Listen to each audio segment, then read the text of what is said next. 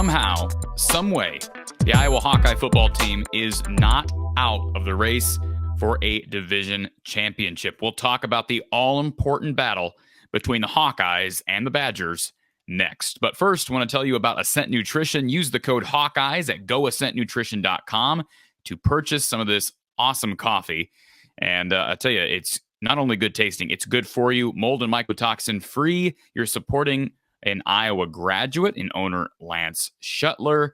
You can also check out some of their other great health products. This coffee is actually being featured on Fox Business here in the coming days. Visit goascentnutrition.com. Use that code Hawkeyes. And Iowa floor covering, the guys down in Bondurant, they're 4.5 millimeter waterproof vinyl flooring. It's a tough core click together flooring that's perfect for self-installation. And if you purchase it for self-installation, you get it at $269 per foot. How about that? iowafloorcovering.com/DIY.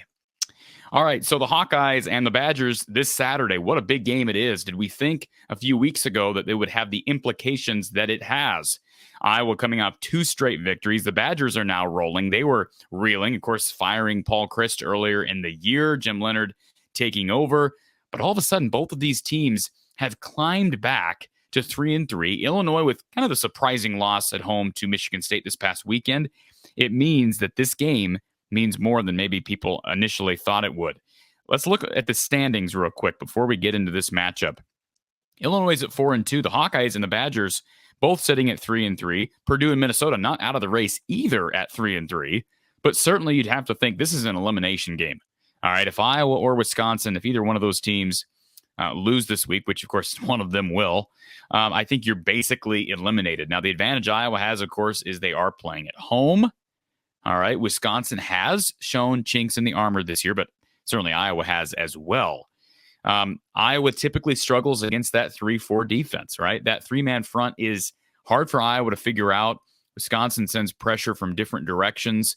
We're going to have Coach Don Patterson on a live show here. If you're watching this on Wednesday the 9th, we'll have him on Wednesday evening tonight at 8 p.m. Central Time. I'm anxious to get his take on that 3-4 defense and why it's so difficult for Iowa to strategize against in comparison to maybe a Don Brown defense. Iowa struggled against those Michigan defenses that sends pressure from different directions. But what makes those defenses different? I'm anxious to get Coach Patterson's take on this. But I think it comes down to one very simple stat, folks.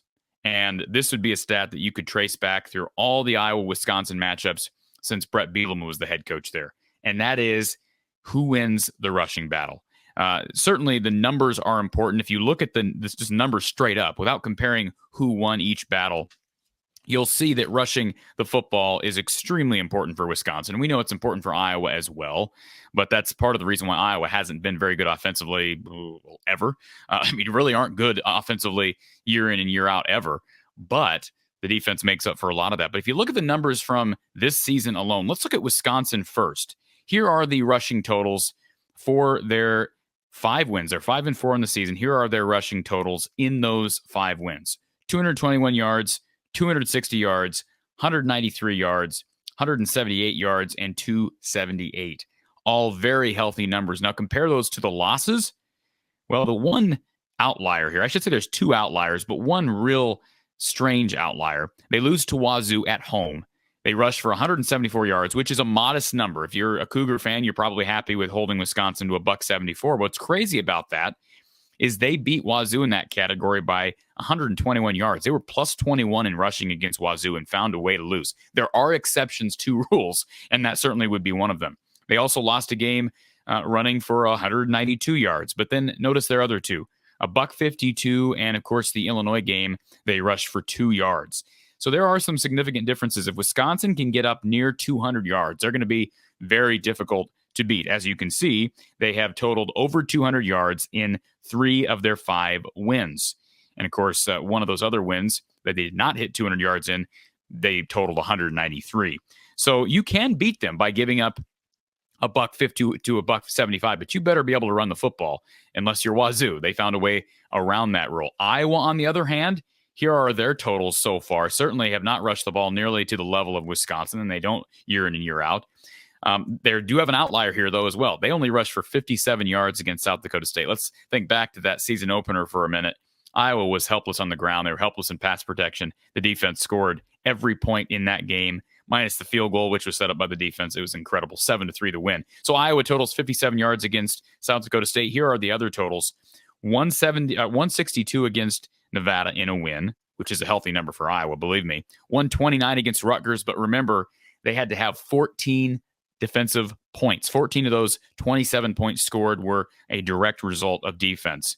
Northwestern, they ran for 178 yards. And this past weekend, when you factor in sack yardages, which of course all these numbers, you have to factor in sack yardage. That's how they do it in college. 184 yards for Purdue. Caleb Johnson with 200 by himself. Some sack yardage accounted for it there as well. But compare that to the losses for Iowa.